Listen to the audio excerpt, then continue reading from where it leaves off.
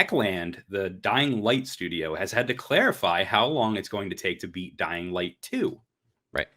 The studio first released a graphic claiming that the game would take over 500 hours to complete. Now, I'm sure when they released that, they thought it was going to make them look good because they were releasing a game that was chock full of content. It received the exact opposite, Josh. A lot of people were like, why would you make your game 500 hours long? How much of it is just pointless side quests that are like AI generated? What is the point of having a game that's 500 hours long? So Techland has had to come back, and they've had to release another graphic explaining that it only takes 20 hours to beat the main story of Dying Light 2. It's going to take 80 plus hours to beat the main game and all the side missions, and then 500 plus hours to 100% the entire game. Absolutely. So I wanted to kind of take a second to pose a question to you and our chat and our comments. And I want to know, how long is too long for a video game narrative? What is a good length for a game story? And I'm going to open it up to everyone. What do you think? I think it depends. First things first is I don't think the initial tweet is a bad thing, by the way. I've been waiting for Dying Light 2 for a long time. I'm going to spend a lot of time in that game. They were trying to make it seem like you're going to get so much content with this, and I get that. Unfortunately, just not how it played off, and I think they should have had the foresight to understand that. But they've also been in development with this game for 7 years, and I know they're like 6 years? 6 or 7 years. I think it's 7 years. And they're excited to release it. And I understand that. I totally get it. The dev has been talking a lot about it. And I get it. But you have to read the room. Okay. Yeah. Now, to answer your question, I think it depends. If it's a narrative game, honestly, 10 to 20 hours, I think, is good for a narrative-driven game. If you're just focused on narrative, I think anything more than 20 to 25 hours is pushing it, depending on what your gameplay loop is like. But if it's not in that 10 to 20 hour range, I feel like the next step is like maybe 40 to 80 hours for like maybe an open world game, like a Horizon, like a Dying Light 2. I think that's a good game, good time frame for that. But then if it's a JRPG, I want that 100 hours minimum, right? So I think it depends on the game. And I think that is what it comes down to. What my actual answer is that you need a length that services your game, because there are games that are 10 hours long that feel like an absolute slog. You know what I mean? And there are games that I put 190 hours in, and when it's over, I'm like, fuck, I want to play that more. You know what I mean? So I think it depends on what is going to service your game. Absolutely. I think you're on the money there. I think it depends on what kind of game it is, what kind of gameplay it has, what you're going to be doing in that game with that time, right? So, for example, I think a game like God of War 2018, which is around 24 hours, right? Mm-hmm. Perfect length. I think that nailed it. I wasn't bored. I wasn't, thinking this is too much. Mm-hmm. I wasn't thinking this is too little. When it was over, I was like, I'm done. That's good. I'm good with that.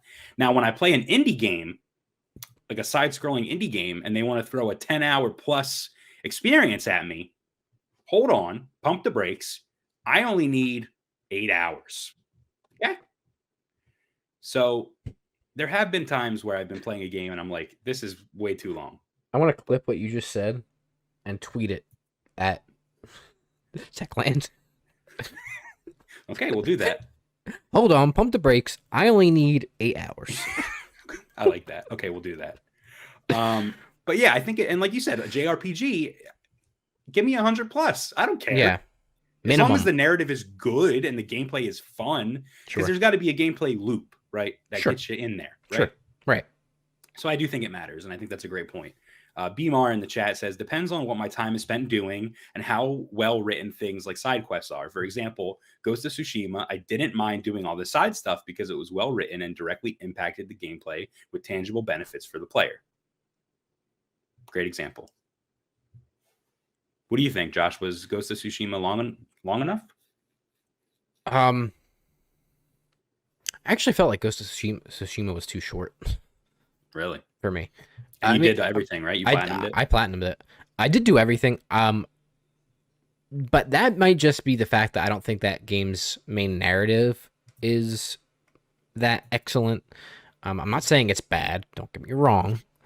I love the game, but the game's narrative is nothing to write home about. You know what I mean? So Yeah. Okay. that's it. Well, yeah. I mean, I think that's a good discussion. Say Before Quitting says Ghost of Tsushima is the perfect game in my opinion. Well, there you It's go. great. It's great. Yeah, I just feel like there's some games that get too ambitious and they make themselves too long just for the Mhm. sake of being long, and Yeah. I don't need that. Yeah. I do not need it. But I also feel like before we move on, these numbers that they put out then, like 20 hours for the main story, 80 hours to do everything and all the side quests, I feel like that's pretty much in line with what the first game was. I have to go back and look. Maybe it was shorter, but then you also here's the other thing is that you have to remember there's the co-op element of this game too. Yeah. So, I don't know. Well, I platinum Dying Light 1 very early on when it came out, and I don't remember it taking 80 hours to 100% the game.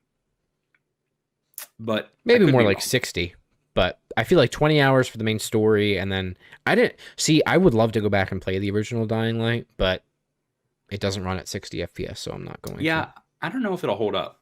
Yeah. Based on, what we've had since then, but Yeah. the sequel will do. Yeah, but I do just want to wrap it up with this. I think Dying Light 1 is one of the best games of all time. I truly believe that game is more influential and important than people give it credit for. I know it had a little bit of like a rocky launch and there were some issues here and there, but that game is formative to video games as a whole. And I think if you haven't played Dying Light 1 and you have the opportunity to, if it's on PC, maybe, I don't know if it is or not, but maybe play it there because I'm sure you could get much higher frame rates. But I really recommend that game. It is one of the best games ever made, and it's very technically sound, and it's really cool. So Yeah, it's a fun game. I like it a lot. Please remember to like, comment, and subscribe to Haptic Intel. Did you do it? Subscribe right now.